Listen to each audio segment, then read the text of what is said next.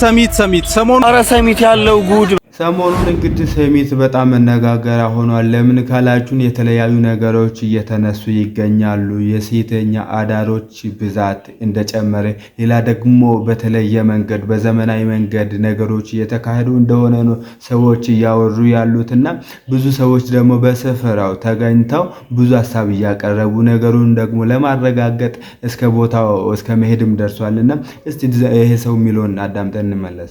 ሰሚት ሰሞኑን ሰሚት ምንድነው እየተፈጠረ ያለው? ከባህላችን ወጣ ያሉ ነገሮች ሰሚት እየተደረጉ ነው የሚሉ ፖስቶች ሶሻል ሚዲያ ላይ ሰሞኑን በዝተዋል እና ይሄን ነገር በቦታው ድረስ ሄጄ በአይኔ ያለው አንዳንድ ሰዎችንም ጠይቃለሁ ብዬ መጥቻለሁ። እንግዲህ በጣም ከባድ ነገር ነው። እንደ ሀገር በጣም የሚያጸይፍ ለጆሮ የሚከብድ ነገር ነው እየተሰማ ያለው።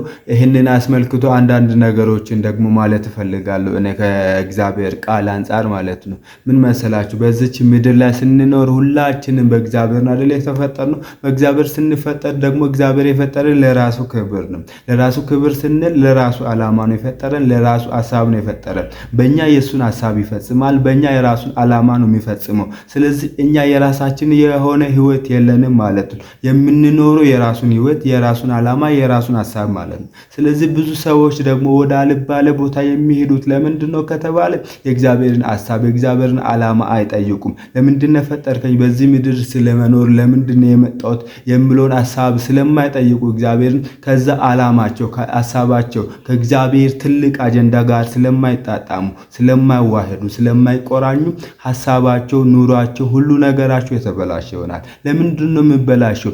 የተሰጣቸው ህይወት ሌላ ነው፣ የሚኖሩት ሌላ ስለሆነ። ለምንድነው ያ ሊሆን የቻለው ካልን ደግሞ እግዚአብሔርን አልጠየቁትም።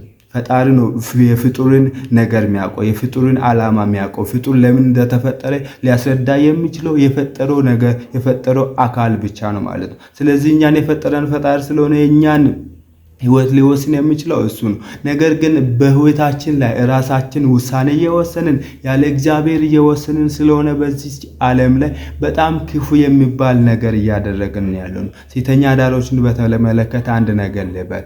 የተሰጣችሁ የሚገባችሁ ላይፍ ያ አይደለም። ከዛ ህይወት እንድትወጡ ደግሞ እግዚአብሔር ይፈልጋል። ከዛ ህይወት ወጣችሁ የራሳችሁን ህይወት እንድትኖሩ። የራሳችሁን ህይወት ስል ምን ማለት መሰላችሁ? እግዚአብሔር ያየላችሁን ህይወት እንድትኖሩ እግዚአብሔር በዓላማ እንድትኖሩ ይፈልጋል። ስለዚህ የተለየ ዓላማ አላችሁ። እናንተ የተፈጠራችሁበት ትልቅ ዓላማ አለ።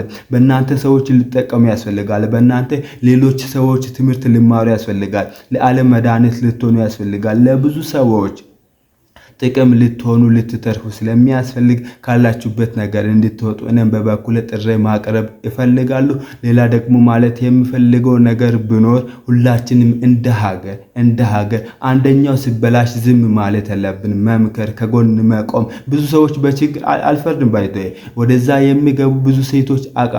በችግር ምክንያት ብዙ ነገር ገጥሟቸው ሊሆን ይችላል ያንን ስራ የሚጀምሩት። ነገር ግን ለዛ መፍትሄ የሚሆን ነገርን እኛ ከጎናቸው ቆመን ልናቀርብ የሚያስፈልጋቸውን መጠየቅ ያስፈልጋል። በኔጌቲቭሊ ብቻ አንረዳቸው። አይዶን ብዙ ሰዎች ይሄን ሊረዳን ይችላል አይችልም የሚሉን አላቅም። ነገር ግን እንደዛ ብናስብ መልካም ነው ለማለት ፈልጋለሁ። ሰብስክራይብ ማድረግ እንዳይረሳ። ቪዲዮ ደግሞ ለብዙ ሰው መድረስ ስላለበት ላይክ፣ ሼር፣ በኮሜንት ሐሳባችሁን ግለጹልኝ። አመሰግናለሁ።